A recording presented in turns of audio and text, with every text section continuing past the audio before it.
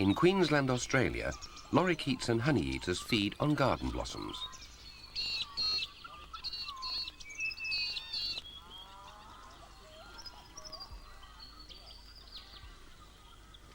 Koala numbers have improved after 70 years of legal protection.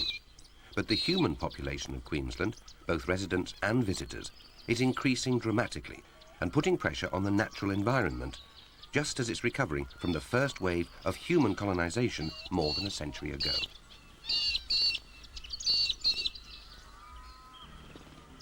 Queensland lies in the northeastern corner of Australia. Half the state is within the Tropic of Capricorn. Brisbane, in the south, has a climate often considered near perfect. The first settlements in the hills behind Brisbane were agricultural. This rolling countryside, similar to rural England, was covered in dense forests just over a century ago. But the forests were cleared to provide grazing areas for cattle and later for growing crops.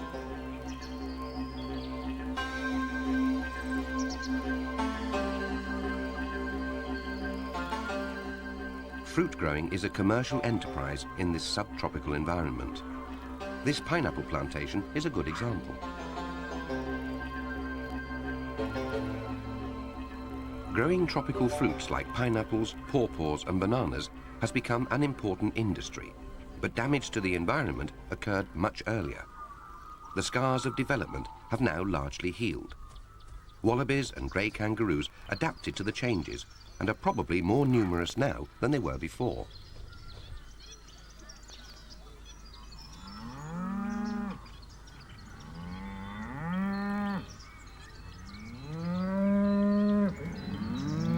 The merino sheep's superb wool used to be Australia's most important export product. Although that's no longer true, with industrial expansion and the growth of mining, the sheep still play an important role. Queensland drovers, with their lonely life, became folk heroes, the subject of songs and stories. Men who could take a flock of sheep hundreds of kilometres in search of pasture or a market.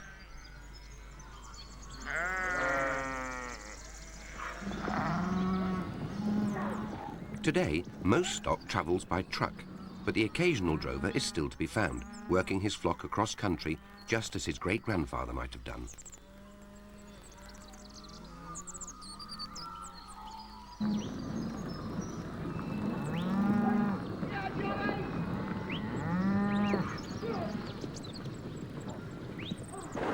The sheep and cattlemen, following the old traditions, lived on ranches inland that their fathers and grandfathers built.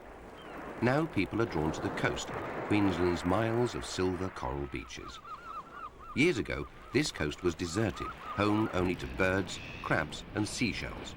The only sound was the waves and the wind in the mangrove trees.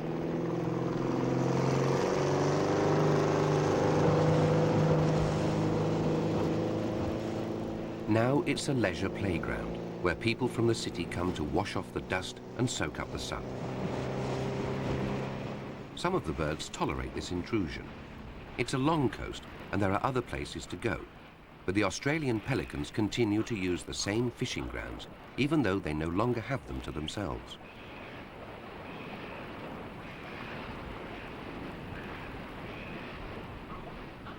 The majority of people enjoy watching them, not just bird watchers.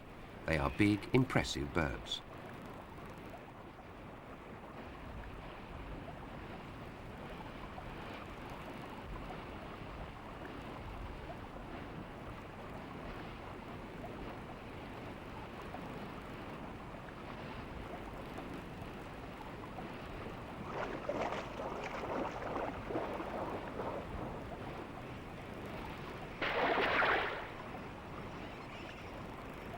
Cooperative drives have evolved as part of the Australian pelican's fishing behaviour, and sometimes a flock will surround a shoal of fish in shallow water, confining them, while the birds dip their bills below water to catch them.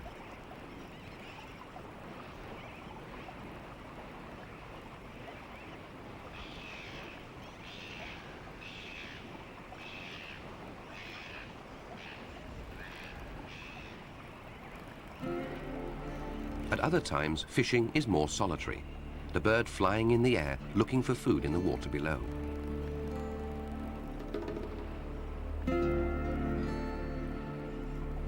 It uses its huge throat pouch rather like a fishing net with great skill.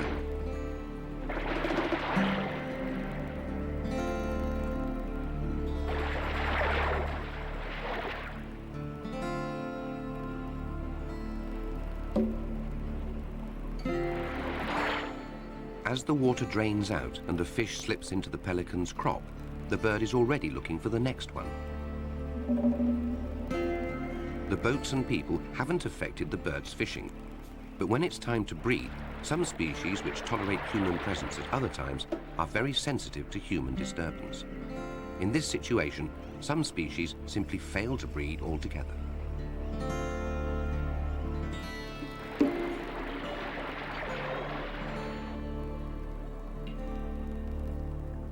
The black-necked stork is one example. But in the mangrove creeks frequented by humans, it will still hunt for the small fish which make up its diet.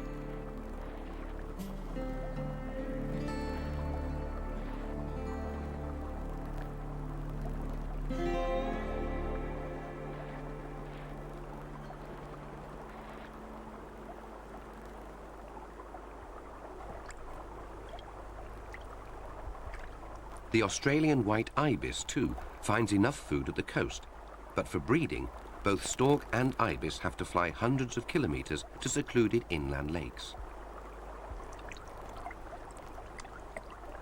Egrets in the shallows, yellow-billed spoonbills feeding in the mud, the Queensland coast has a diverse range of waterbirds. Each one is adapted to exploit a niche along the rich and muddy shoreline.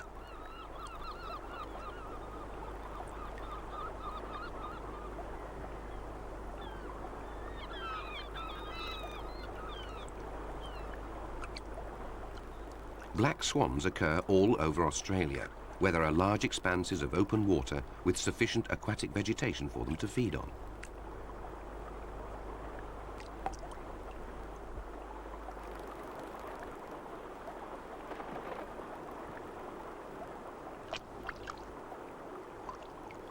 There's no shortage of birds on the Queensland coast, either in number or variety. The black-winged stilt is common all over Australia too. Wherever there are wet, muddy places, there are stilts feeding. The sea and sunshine draw human visitors as well. Birds aren't the only ones who like to dig in the mud. Queensland's beaches, like most tropical shores, are alive with burrowing crabs.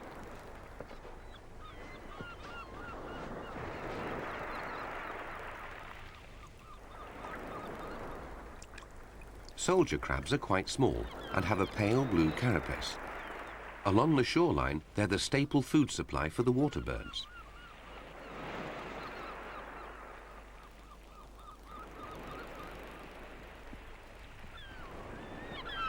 They disappear underground if approached and resurface when the danger has passed. Local anglers find them a convenient source of bait.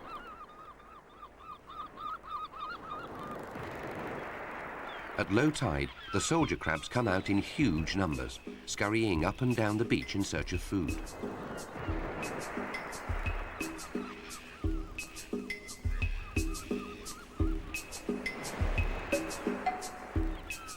They sift minute algae from between the mud particles on the surface, feeding and moving on constantly.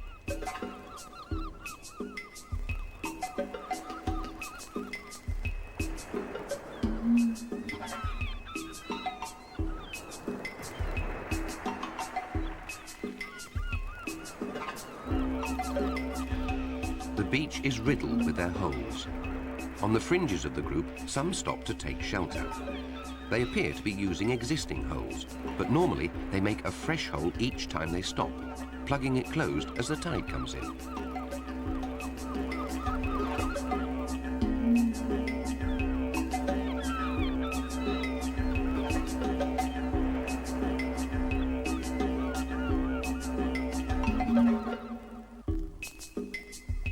The crabs' feeding expeditions provide an ideal opportunity for the birds to catch them. A soldier crab is almost impossible to catch if it can reach a soft patch to burrow into, but in the open, it's much more vulnerable.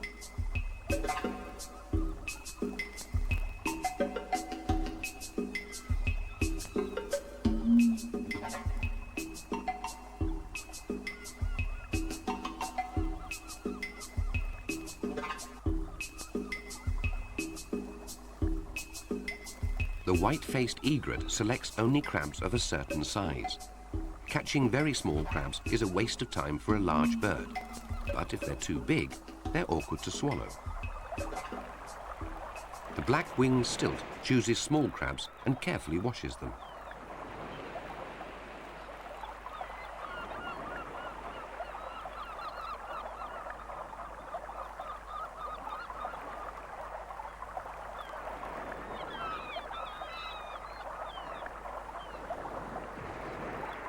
There's a risk of losing the crab this way, dropping it into the water and picking it up again.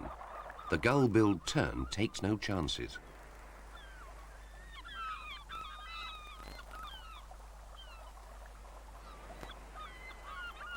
Far eastern curlews come to Queensland from their breeding grounds in eastern Russia, an amazing trans-equatorial migration, a round trip of over 16,000 kilometres.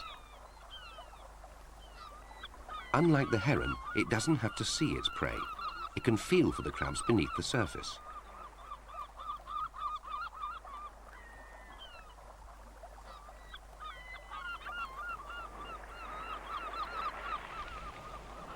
Most Australian kingfishers live away from the shore in forests inland. The sacred kingfisher is adaptable.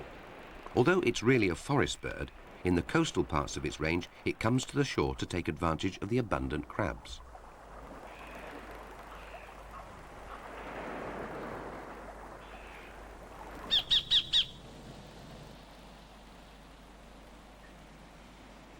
The sacred kingfisher's native forests, or what's left of them after over a century of tree felling, offer some indication of what might happen on the shore. Queenslanders used to be notorious for their attitude to wildlife. If it moves, shoot it.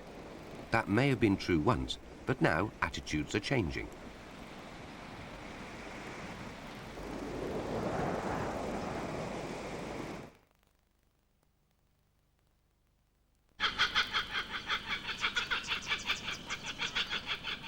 The first bird to call at dawn, the laughing kookaburra, is known as the bushman's alarm clock.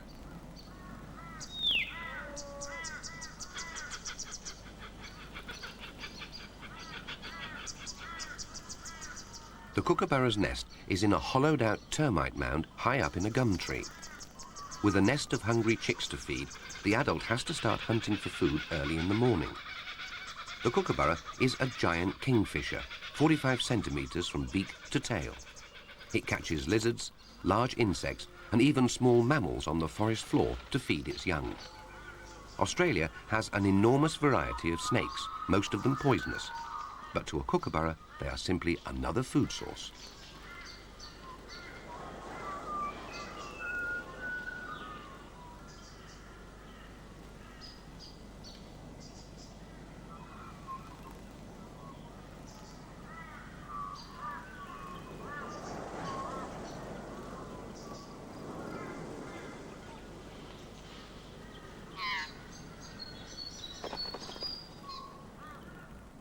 The loss of part of the forest hasn't greatly affected the kookaburra population.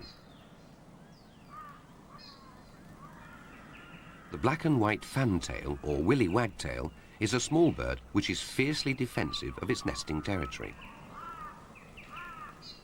The much larger kookaburra is too close to its nest, and the wagtail makes every effort to drive it away.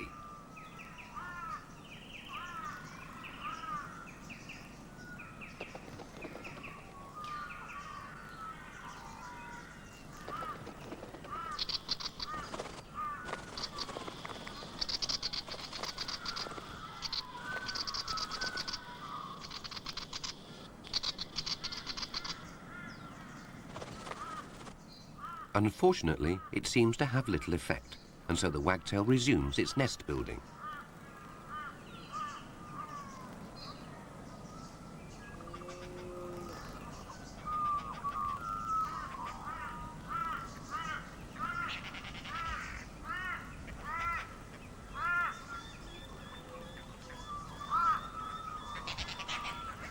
Birds which must have holes to nest in need old trees, and in some places these are now much harder to find.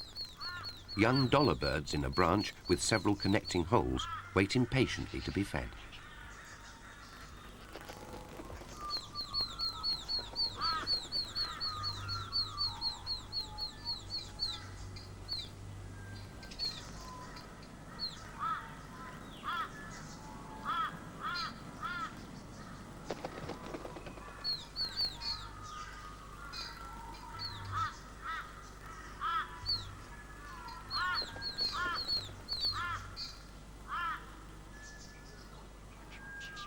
These birds were filmed in one cluster of trees.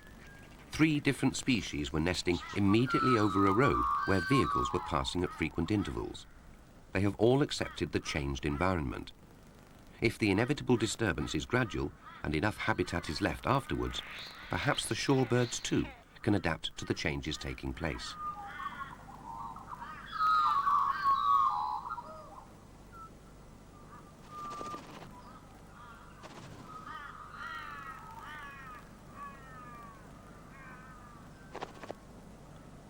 Tree nesting birds can move to another site if their habitat is disturbed far more easily than most other wildlife. It is not so easy for small mammals which are earthbound and relatively slow moving. But one has adapted very successfully to the proximity of man.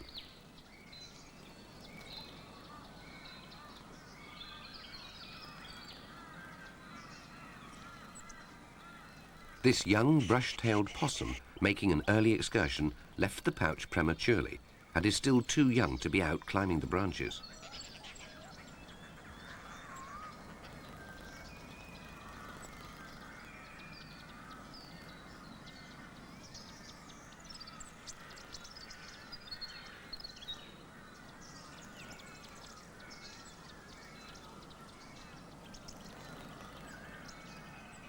It looks very precarious, and it will be some time before it is as sure-footed as its mother.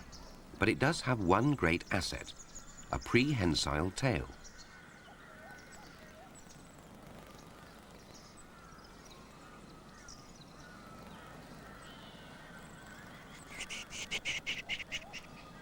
The baby possum is not happy away from its mother, which comes to rescue it.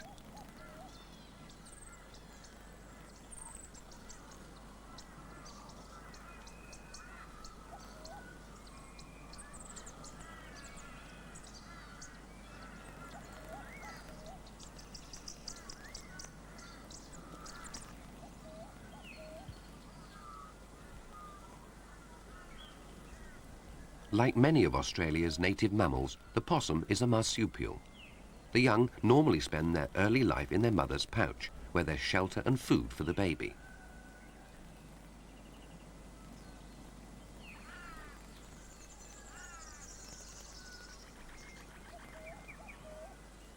Although the possum is a tree-dwelling animal, it is one of the most adaptable marsupials, and consequently one of the most successful, especially around inhabited areas where it now lives in the roofs of houses.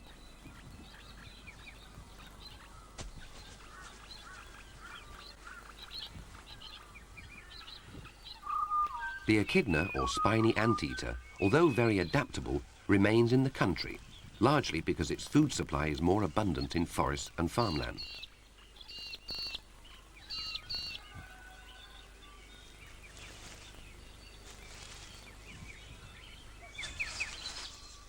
The Queensland countryside has many species of ants, among them the meat ants, known for the ferocity of their bite. Meat ants nourish the females in their nests in springtime, and the echidnas seek out meat ant nests at this time of year to feed on the plump females.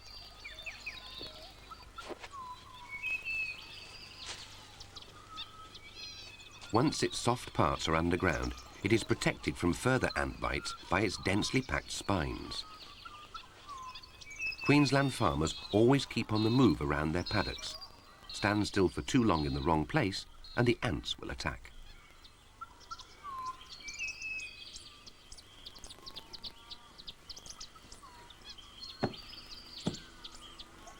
Conservation of Queensland's wildlife started in earnest with the koala. Until 70 years ago, koalas were shot for their fur. When it became illegal to kill them, the koala population began to recover.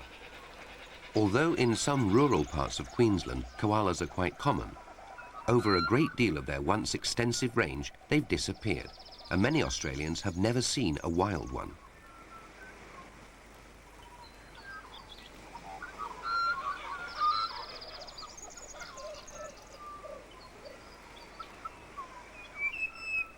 Although they are protected, the koalas face other problems. Disease decimated some koala populations in the 1880s and again in the 1930s. Research has found that the koalas often suffer from a chlamydia infection which affects them in several ways. Although there may be many animals in a population with the infection, they often have no outward sign of disease. The infection can cause conjunctivitis and pneumonia, but its main impact is to reduce their fertility. Over the past 5 or 10 years, this caused great alarm, and it was claimed that the chlamydia infection would bring about the extinction of koalas by the end of this century.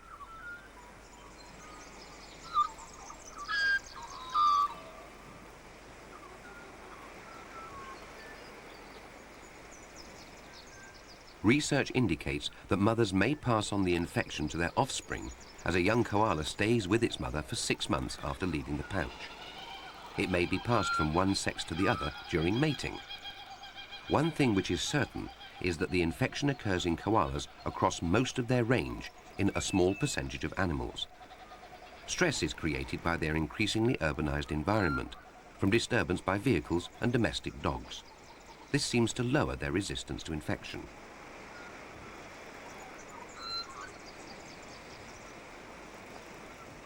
This young koala, clinging firmly to its mother's fur in a gum tree, is more fortunate, since it's living in a stable environment.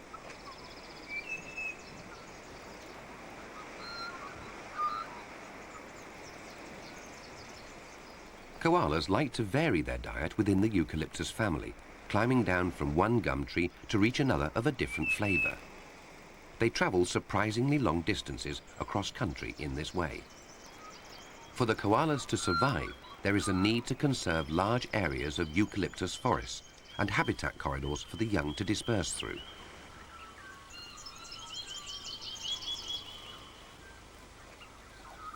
The wildlife of Queensland's interior survived the first wave of human invasion, but now its coastal wildlife is experiencing similar problems. As man's leisure activities expand here, pressures increase on the natural environment. The authorities and residents have to find a way to balance human needs with those of the wildlife if Queensland's coast is to remain a secure environment for its wild creatures.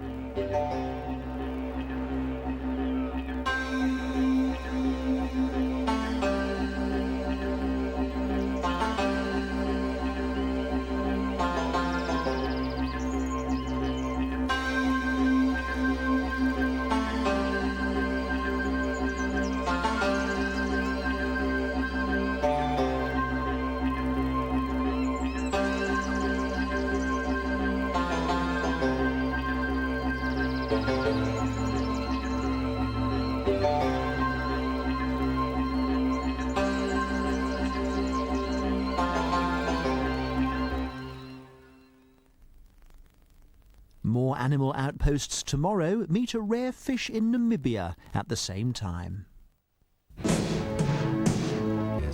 When the coffin lid came off, what we saw was a frozen chunk of ice. The ice mummies give up their secrets. Permafrost and the ice preserve the flesh. From a tattooed ice maiden, There was a kind of a musty smell.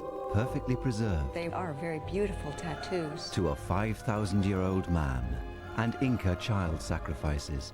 3 of the century's unique discoveries reveal the past from their icy graves. Ice Mummies, a 3-part special from Horizon, Sunday at 9:25 on BBC Two. A health service manager